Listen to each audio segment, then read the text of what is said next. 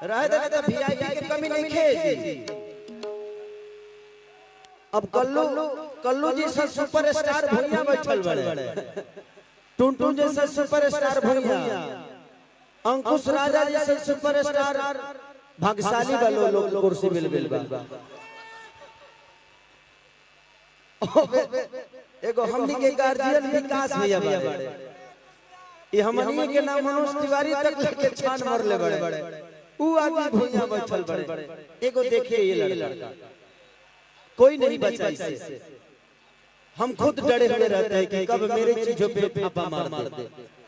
ये लड़का इतना सोलियत के साथ यहाँ बैठा हुआ है। ऐसा होता कि हमनी के बिहार में पहला बार एक साथ एक मंच पर बने जाते।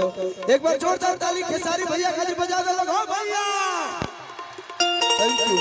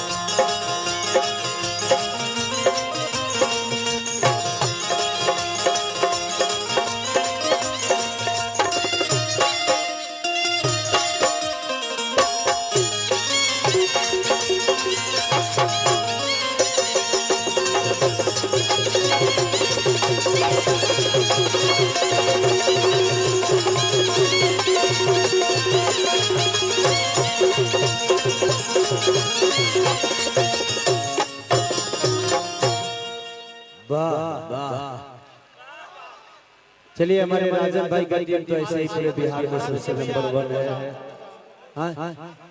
आर्गन का साउंड दे दीजिए ना, देखिए ना आर्गन हमारे बाबा है, बोलते नहीं है।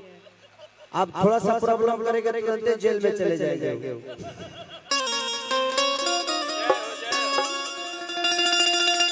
चलिए बहुत अच्छा लगा आज कि आज इतना सारा कलाकार और सब लोग अपना बहन के शादी में ही आए, हीरोइन लोग के छोड़ के।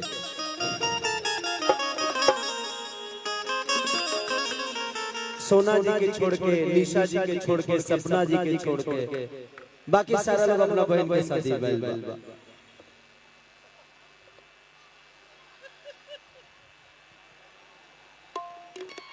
और पंकज वसुधरी हमारे बड़का भैया, जिनके हमेशा प्यार और आशीर्वाद, और हमारे विशाल भारती जो विशाल इतना प्यारा राइटर है कि मैं उसका अब इसलिए मैं बहुत बड़ा फैन हूँ विशाल का।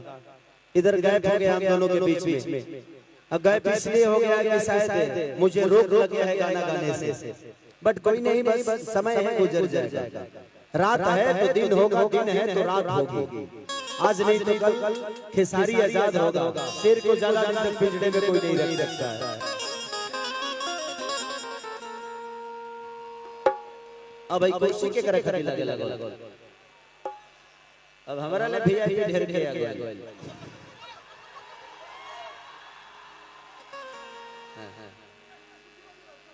रहे